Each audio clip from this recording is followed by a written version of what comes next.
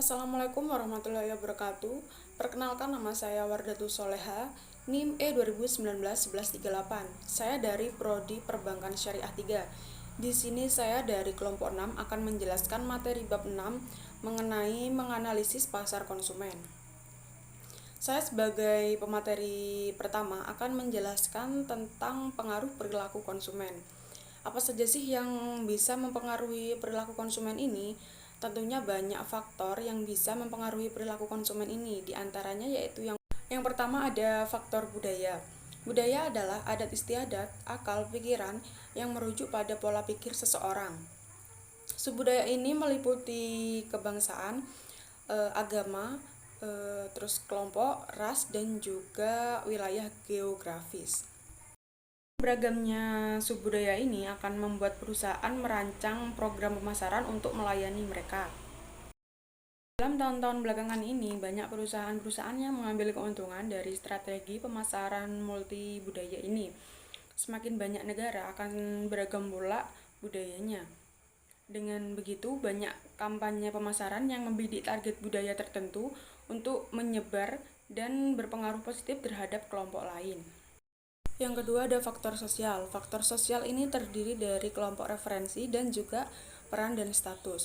Kelompok referensi ini adalah semua kelompok yang mempunyai pengaruh baik secara langsung maupun tidak langsung terhadap perilaku seseorang tersebut.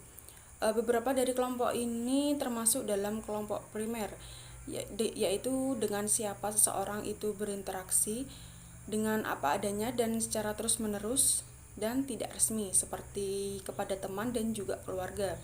Sedangkan di sini masyarakat termasuk dalam kelompok sekunder seperti agama, profesional, dan kelompok perdagangan yang cenderung lebih resmi dan memerlukan interaksi yang kurang.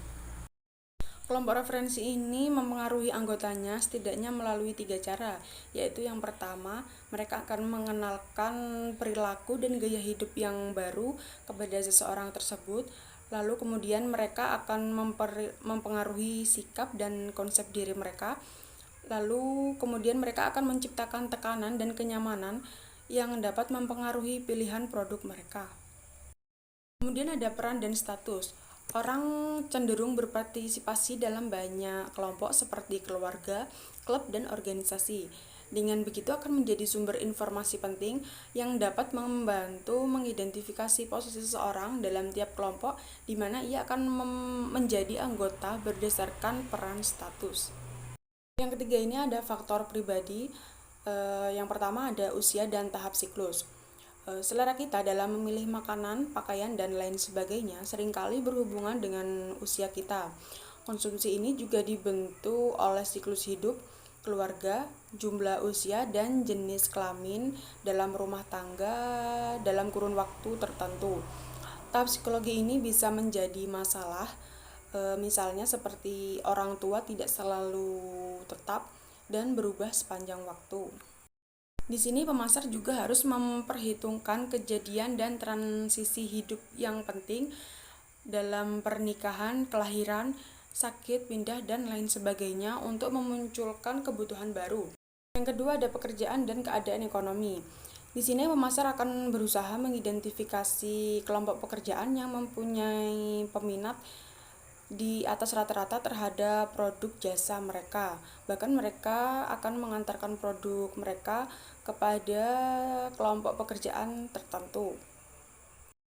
Di sini perusahaan perangkat lunak akan merancang beragam bentuk produk untuk manajer, insinyur, pengacara, dan dokter secara berbeda. Pilihan produk ini sangat dipengaruhi oleh keadaan ekonomi dan juga penghasilan yang didapatkan seorang tersebut untuk membelanjakan uangnya. Hingga ini ada kepribadian dan konsep diri.